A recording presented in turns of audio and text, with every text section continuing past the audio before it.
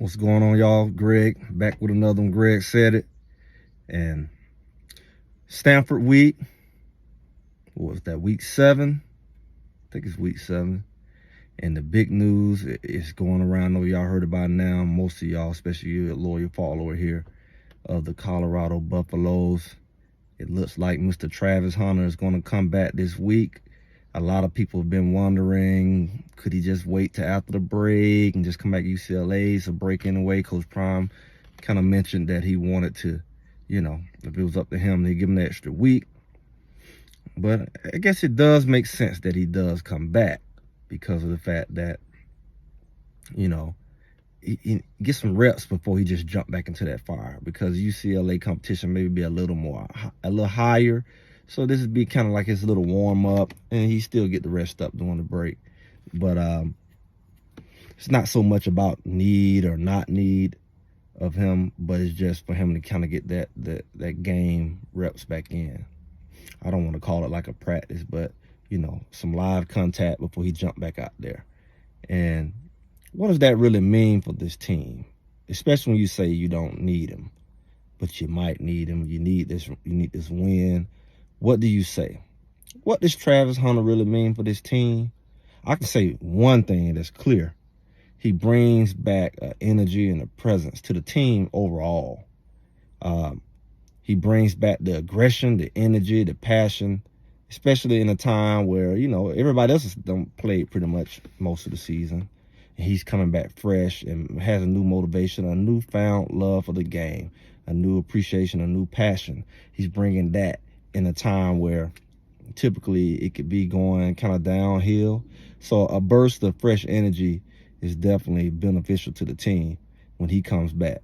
He's going to come back, I say, more aggressive than ever, more motivated than ever. It's like you're making up for lost time, and you get to kind of take out, some of that energy, frustration on the fact that you had to sit back and listen to people talk, sit back and watch your team lose.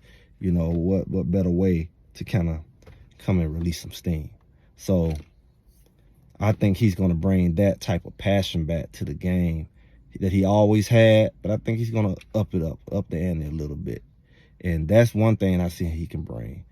Another thing that I see he can bring that maybe all of us, I know I may have taken somewhat for granted, is that clutch factor. A lot of the times when we had tough games, it was because of our lack of ability to convert on the third downs. We started off being known for our third down conversion, right?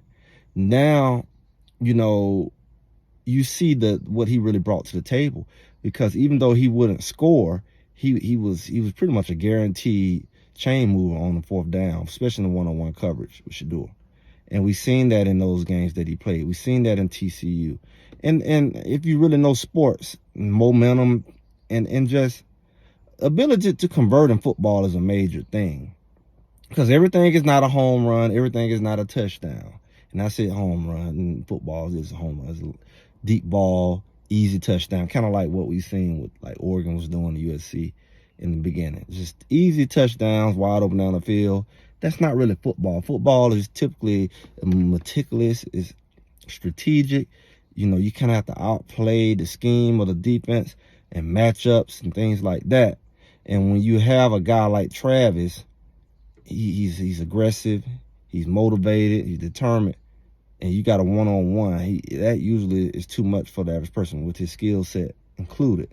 So he's going to get open and get open quick, because he knows he has a great IQ for the game. He knows where to get to move those chains.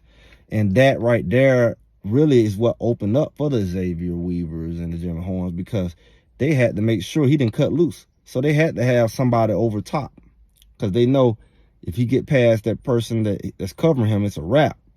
They had to at least respect him, at least kind of have a tendency to lean towards his way or keep an eye on him.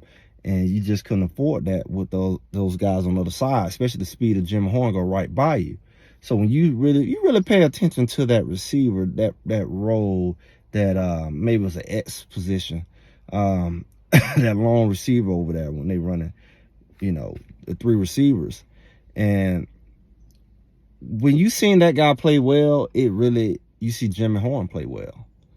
You know, when we seen Omarion break loose, it broke loose Jimmy Horn. He had like 2 touchdowns that game. And Jimmy Horn was the top receiver. Before Weaver break loose, he was the top guy in the TCU and the really first couple games, because he's that next closest receiver, and that safety don't pay attention to him. He gonna streak right past him. And so that Travis in the offense, really, you know, what Omarion can do and what Javon is able to do, those positions really make it easier for the Horns and the Weavers and whoever's on the other side. So it's important. His role is important to draw attention over there. Let's say for defense, his role is important because, again, he gives us that lockdown corner. It eliminates some of those passes. You know, it eliminates the deep ball threat. It eliminates some of those completions, which, again, is important in football because less completions put more stress on the quarterback. Less completions gets more, you know, 3 and outs. You know, if they're able to keep converting and throwing passes down the field, and they're not having the right coverages, or they're not covering the man, the drag routes at the drag route, if you don't have those corners that can stop that, limit that, one thing I noticed with the ASU game, somebody mentioned, and it happened, they really drained a lot of time off the clock with their long possessions. But you don't have long possessions unless you are moving the ball, unless you're getting first downs. And we know it wasn't the running because they have already gave the running stats, which everybody expected. You know, CU doesn't stop the run. Scatterboo's gonna run all over him, and he didn't even have 100 yards. He had like 60 yards, something like that. So really, what they was doing was throwing. And where was they throwing? We seen Kamani get, you know, a couple drag routes on him. We seen some on Stoutmire. It was the corner position, primarily what Travis would have been at. Cooper, they didn't really do a lot on Cooper this week. It was those guys coming in at the other corner. So when we solidify that corner, it really takes away. If the defensive line is doing good and the linebackers doing good, what do you do? If we stopping the run and you stopping the pass, then it looks like Nebraska. It looks like, you know, 30-some, 40-some to 7. People don't get that's basic math. If they can't convert third downs and they can't really score because they're not converting, then it allows us to run up the score. It allows us not to be in the shootout. And if you really look at the challenges of the team, everybody talk about the running. It hasn't been a lot of running touchdowns on this team. I mean, everybody talk about not stopping the run. They actually stopped USC. USC had that one run where the guy reversed and the cornerback didn't stay at home, which was Robinson at that time. And they just simple, basic stuff like, you know, backside pursuit and staying home. I mean, you did a great job of stopping them, and you just wash all the way on the other side. It's 100 other people over there. Why you need to go run over there? Just peek around like you watching. You might as well be in the stands. You know, your job is to stay at home. That backside end. Really, that backside backer. What are you flooding over there? And the whole team's already over there. It's so elementary. It's so kindergarten. I expect that out of a 7 or 8 year old. But I digress. But I would say that I just explained to you many situations where that one position not being solid has really created a lot of issues. It created issues in the back half of that CSU. Yes, Travis was out when he was doing all of that. They caught one on Travis. They caught one, and it was Horton that caught one on Travis, and that because they picked them. They was doing all kinds of illegal picks. The slot guy stepped up. It was designed from the pick Travis as the receiver kind of came underneath, and the receiver stepped up. And his man, and he kind of picked Travis, and Travis was a little delayed getting there. And that was the only completion. There wasn't a big one either. It wasn't a big run. He got him go out of bounds, but it was a completion. But all that dragging stuff is not going to happen because Travis he's skilled enough. He's not going to let people go across his face. He's physical, and he's knowledgeable enough. Well, that's not going to happen. So then what you do, right? See, it's one thing to have one DB that you feel you can do it to. It's a whole other thing where you got options. You can do it on 2, 3 DBs. So again, solidifying these corners, it's going to solidify a lot of the defense's issues that we've seen. I believe that Travis is going to make a major impact on both sides of the ball. Definitely going to need it on defense to eliminate a lot of the shootouts and things like that. I think offensively, Miller can do a lot of things, and Javon can do it. They be consistent.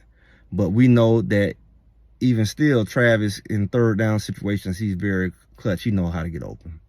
He's quick. He has good hands, and he has to be respected.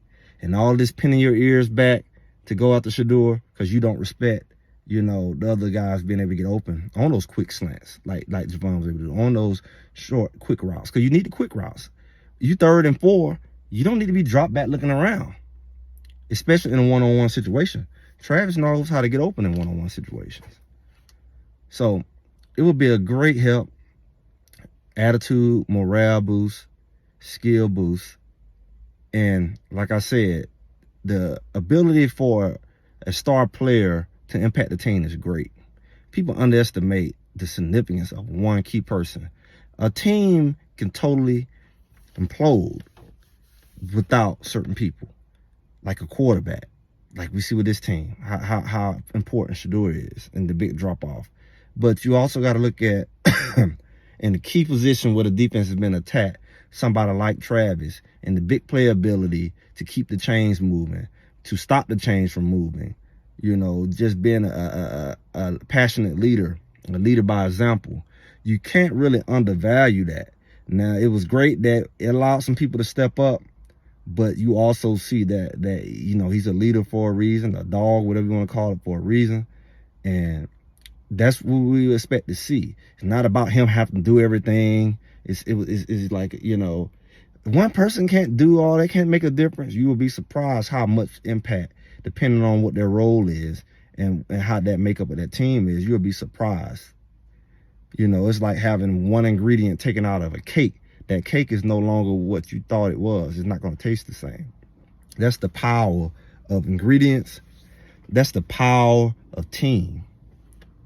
See, you're knitted together. You're knitted together. And when you take that part off, you can throw off the whole thing. And we've definitely seen this team kind of go through a domino effect without Travis being there. There's no doubt about it. We try to find the positives, but there's no doubt about it. So let's keep an eye out for that. That's my analysis on it. Again, Greg said it. Like, share, subscribe, comment, and I'll talk to y'all soon.